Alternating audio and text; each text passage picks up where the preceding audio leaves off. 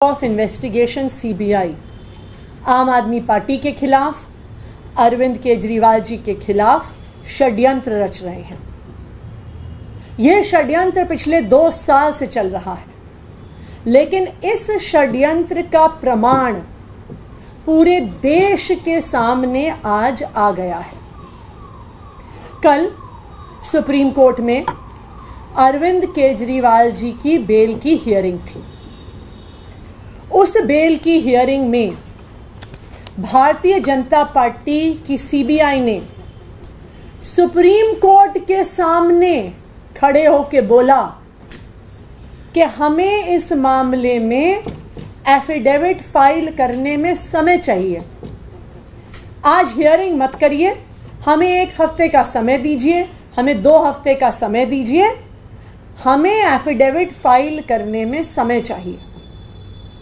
Supreme court भी क्या करता, जब वहां पे सीबीआई का वकील खड़े होकर बोलते हैं, केंद्र सरकार की सीबीआई बोलती है कि हमें समय चाहिए, तो सुप्रीम कोर्ट ने भी समय दिया और 2 हफ्ते बाद की तारीख अरविंद केजरीवाल जी के केस की लगा दी। लेकिन आज जिस एफिडेविट पर सीबीआई ने कहा कि हमें फाइल करने के लिए 1 हफ्ते का समय चाहिए, आज वो एफिडेविट दिल्ली के देश के हर अखबार में छपा हुआ है। इसका क्या मतलब है कि जो एफिडेविट सीबीआई कह रही थी कि हमने तैयार नहीं किया, हमें तैयारी के लिए 1 हफ्ते का समय चाहिए, तो वो आज देश के हर अखबार में कैसे छप गया? इसका मतलब है एफिडेविट तैयार था। इसका मतलब है कि सुप्रीम कोर्ट को झूठ बोला गया। इसका मतलब है कि सिर्फ अरविंद केजरीवाल को कुछ दिन और जेल में रखने की साजिश कर रही है भारतीय जनता पार्टी की सेंट्रल ब्यूरो ऑफ इन्वेस्टिगेशन। और ये कोई आज की बात नहीं है। पिछले 2 साल से लगातार आम आदमी पार्टी के सभी नेताओं के खिलाफ षड्यंत्र किया जा रहा है। सभी नेताओं के खिलाफ रेड हो गई, सभी नेताओं को बार बार पूछताछ के लिए बुलाया गया और गवाहों को धमकाया गया आम आदमी पार्टी के नेताओं के खिलाफ गवाही देने के लिए। इतनी रेड्स के बाद भी 1 रुपया भ्रष्टाचार का नहीं मिला, फिर भी आम आदमी पार्टी के नेताओं को एक एक करके गिरफ्तार किया गया।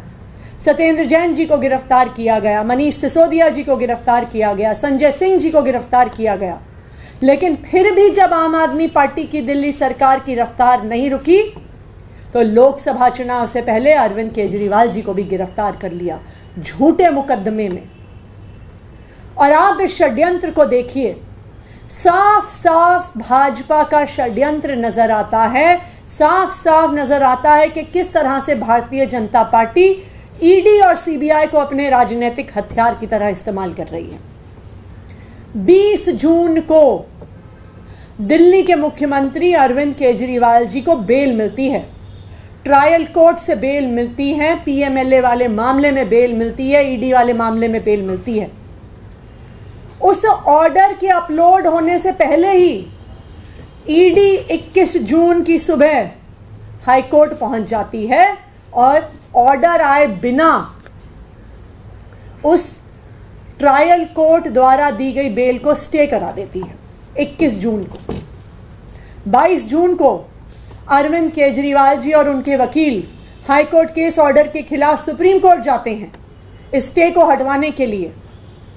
और भारतीय जनता पार्टी को पता है कि सुप्रीम कोर्ट से हर इंसान को न्याय मिलता है, तो भारतीय जनता पार्टी क्या करती है कि उनको जब पता चल जाता है कि ईडी के केस में तो बेल मिल गई, तो वो 26 जून को अरविंद केजरीवाल जी को सीबीआई से अरेस्ट करवा लेते हैं कि वो किसी भी तरीके से जेल से बाहर ना आ सके। तो जब 11 जुलाई को अरविंद केजरीवाल जी को सुप्रीम कोर्ट से भी ईडी के मामले में बेल मिल जाती है, फिर भी आज 24 अगस्त तक अरविंद केजरीवाल जी षड्यंत्र की वजह से जेल से बाहर नहीं आ पाए। जब अरविंद केजरीवाल जी का ये मामला सीबीआई की गिरफ्तारी का मामला सुप्रीम कोर्ट पहुंचता है, सीबीआई को 2 हफ्ते मिलते हैं, उनको जवाब फाइल करने को दिया जाता है। तो कल कोर्ट में सीबीआई आके खड़ी हो जाती है और कहती है कि हमें और समय चाहिए। ये अखबार इस बात को साबित कर देते हैं कि सीबीआई को समय नहीं चाहिए था। सीबीआई अपना एफिडेविट अखबार में दे सकती है, मीडिया को रिलीज कर सकती है, लेकिन सुप्रीम कोर्ट को नहीं दे सकती, क्योंकि उनको अरविंद केजरीवाल को लंबे से लंबे समय तक जेल में रखना है। और ये पहली बार नहीं है। जब मनीष सिसोदिया जी का केस सुप्रीम कोर्ट में लगा तो इन्होंने बिल्कुल वही चीज करी। 15 जुलाई को हियरिंग थी मनीष सिसोदिया जी को। इसी तरह से भारतीय जनता पार्टी की ईडी और सीबीआई आके सुप्रीम कोर्ट को कहते हैं कि हमें और समय चाहिए, हम जवाब नहीं फाइल कर पाए हैं, और उसी वजह से 15 जुलाई की हियरिंग 29 जुलाई तक पोस्टपोन हो जाती है। लेकिन मैं भारतीय जनता पार्टी को ये कहना चाहूंगी कि वो चाहे जितनी भी कोशिश कर लें, जीत आखिरकार सच्चाई की होती है, जीत आखिरकार सच की होती है, जीत आखिरकार सत्य की होती है।